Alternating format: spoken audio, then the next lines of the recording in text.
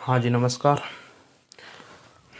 और आज से हम एक हिस्ट्री में यूजीसी नेट में जो बार बार जो क्वेश्चन रिपीट होते हैं उनके ऊपर एक श्रृंखला स्टार्ट करेंगे। हम हर एक वीडियो में एक क्वेश्चन के ऊपर डिस्कस करेंगे। तो जो यूजीसी नेट का जो पैटर्न है, जो भी विद्यार्थी यूजीसी नेट का जो एग्ज़ाम देते हैं और जो हिस्ट्री से हैं उनके लिए ये श्रृंखला बहुत मददगार होगी। तो आज हम इसी शुरुआत में आज हम बात करते हैं सबसे पहले दिल्ली सल्तनत, जहाँ से एक क्वेश्चन यूजीसी नेट में बार बार किया जाता है। तो हम उसमें बात करेंगे कि जो मोहम्मद बिन तुगलक था, मोहम्मद बिन तुगलक, तो उसने उसके शासन व्यवस्था में सुधार लाने के लिए जो जो परिवर्तन किए, उन परिवर्तनों का बार बार जो क्रम है वो क्रम यूजीसी नेट के द्वारा कई बार एग्ज़ाम में पूछा गया। तो हम आज उसी क्रम की बात करते हैं कि किस क्रम में उसने अपने शासन में परिवर्तन लाने के लिए जो बदलाव किए वो कौन कौन से और उनका क्रम क्या है। तो हम बात कर रहे हैं आज मोहम्मद बिन तुगलक।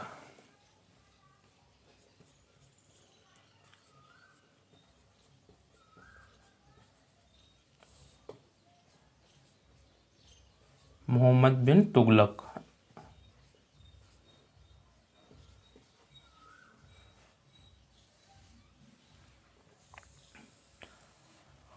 इसकी बात करें तो इसने अपने शासन में सुधार लाने के लिए जो परिवर्तन किए, उन परिवर्तनों में अगर हम बात करें तो सबसे पहला परिवर्तन था वो था दोआब में करवर्दी।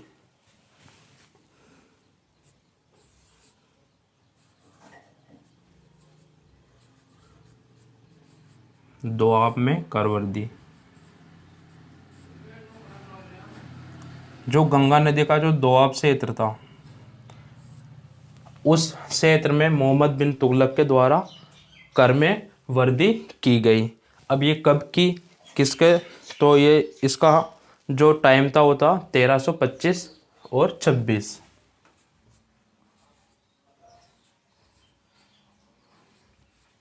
1325-26 में मोहम्मद बिन तुगलक के द्वारा दोआब में कर वृद्धि की गई।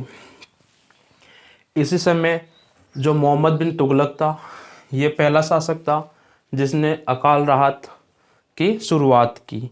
मतलब अकाल महामारी की वजह से जो ये दोआब में कर वृद्धि थी, ये कर वृद्धि जो परिवर्तन किया, इसके असफल रहने का प्रमुख कारण था अकाल व महामारी के कारण असफल।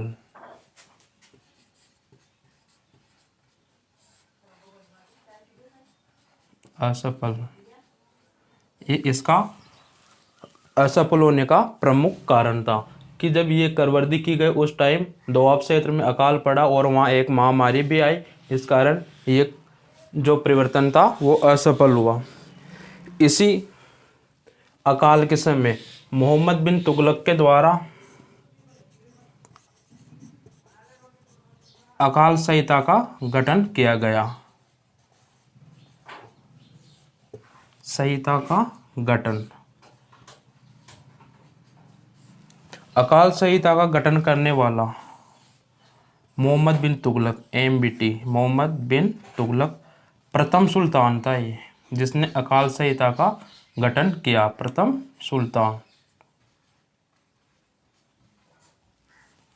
तो ये तो था इसका पहला परिवर्तन, दोआब में कर वृद्धि।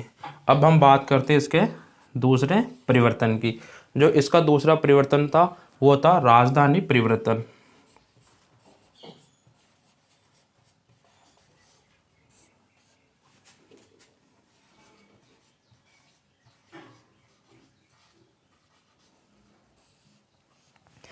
मोहम्मद बिन तुगलक ने अपनी राजधानी को परिवर्तित किया। पहले जो जब इसने राजधानी परिवर्तित की वो इसका समय था 1325-26। अगर एग्जिट समय की हम बात करें तो आएगा 1325-26। के बीच, मतलब सबसे पहले तो उसने दोआब में करवर्दी की, उसके तुरंत बाद उसने राजधानी परिवर्तन किया।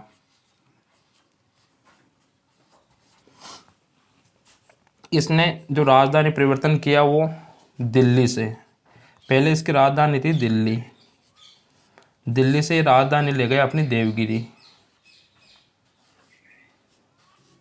और इसी देवगिरी का इसने नाम बदलकर कर दिया दौलताबाग।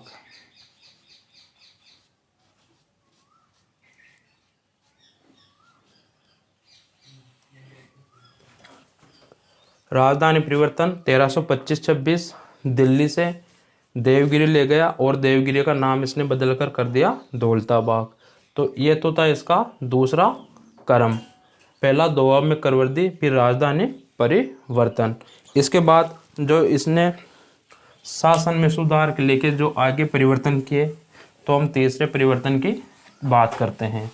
जो इनका तीसरा परिवर्तन था,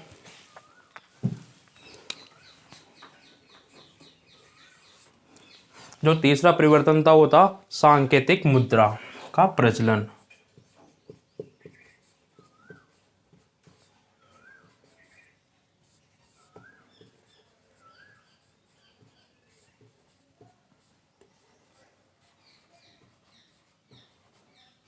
सांकेतिक मुद्रा का प्रचलन ये किया था 1329।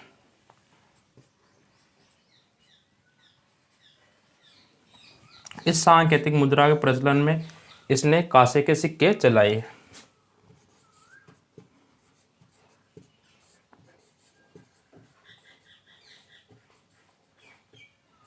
इसके असफल होने का कारण, जो प्रमुख कारण था वो था कि जो कांसे के सिक्कों की जो मूल्य था वो मूल्य, और चांदी के सिक्कों का जो मूल्य था वो मूल्य, दोनों इसने बराबर रखे। तो लोगों ने कांसे के सिक्के देकर तो चांदी के सिक्के इकट्ठे कर लिए, और जहाँ सिक्के देने की बात आई वहाँ चांदी की जगह इन्होंने कांसे के सिक्के दे दिए। इसलिए ये जो इसकी योजना थी वो भी असफल साबित हुई। इसके बाद चौथा परिवर्तन आता है मोहम्मद बिन तुगलक का अपने प्रशासनिक सुधारों में, वो होता है इसका खुरासान अभियान।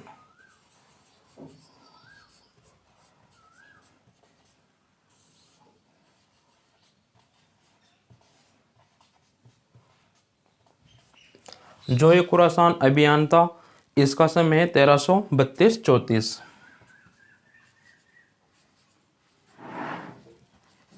1332-34 में इसने खुरासान के लिए अभियान किया।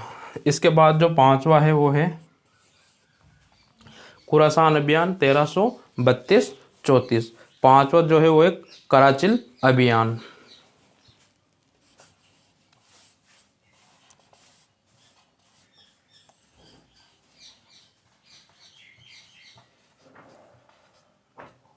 कराचिल अभियान, जो कराचिल अभियान है यह है 1332 और 34। इसका समय भी 1332 और 34।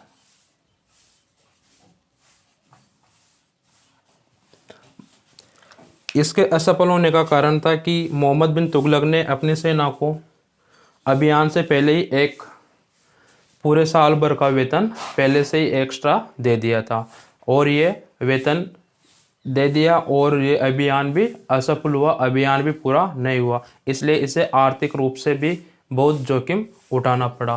तो इस तरह से मोहम्मद बिन तुगलक के द्वारा अपने शासन में सुधार लाने के लिए और अपने साम्राज्य विस्तार करने के लिए ये परिवर्तन किए गए, जिनमें हमने बात की। सबसे पहला परिवर्तन तो था इसका दोआब में करवर्दी, और उसके बाद जो दूसरा परिवर्तन आया वो था राजधानी परिवर्तन, तीसरा सांकेतिक मुद्रा का प्रचलन, और चौथा है वो है खुरासान अभियान।